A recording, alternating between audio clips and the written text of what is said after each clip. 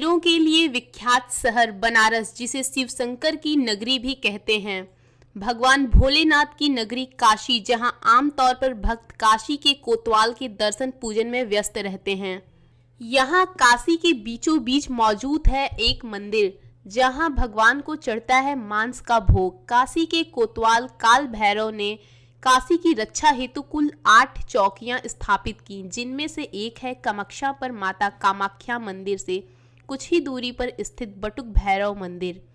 एक ही मंदिर के छत के नीचे भगवान यहाँ सात्विक, राजसी और तामसी तीनों स्वरूपों में पूजे जाते हैं।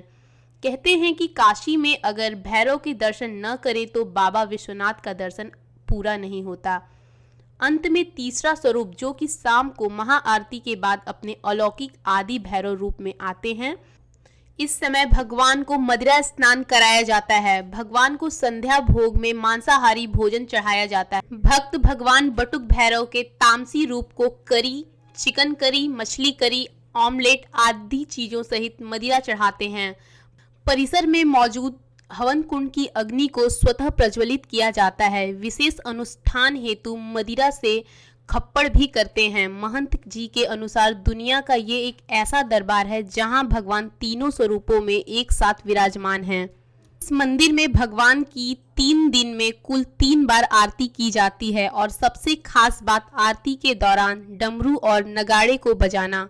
मान्यता है कि इस मंदिर में पूजा और आरती के दौरान जो भी यह बजाता है उस पर बाबा की विशेष कृपा होती है। इस दरबार में आया कोई भी भक्त खाली हाथ वापस नहीं जाता, इसलिए पूरे साल यहाँ भक्तों की भीड़ साफ देखने को मिलती है। श्रृंगार की सबसे बड़ी मान्यता ये है कि हमारे सनातन में लोगों की ये भ्रम है कि भैरव केवल मांसाहारी है, सिर्फ तामसी है। मेरा ये कोशिश से प्रयास है कि नहीं, भैरव शिव के अवतार है। शिव से बड़ा कोई वैष्णव नहीं है और स्वयं वैष्णव अवतार होते हुए वो पूर्ण सात्विक है।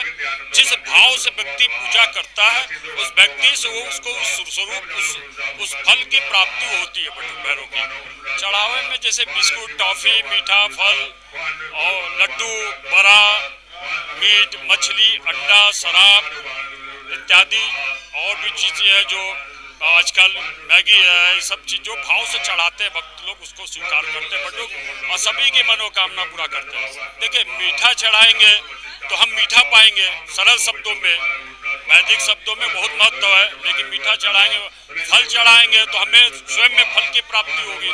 सभी की फलों की आवश्यकता है, तो फल की समीक्षा बेहद है। पुत्र के रूप में प्राप्त करिए, पत्नी के रूप में प्राप्त करिए, अपने कैरियर के रूप में फलों को प्राप्त करिए। जैसा भाव, जिस भाव से ईश्वर को अर्पण करेंगे उसी भाव से आपको प्राप्ति होगी।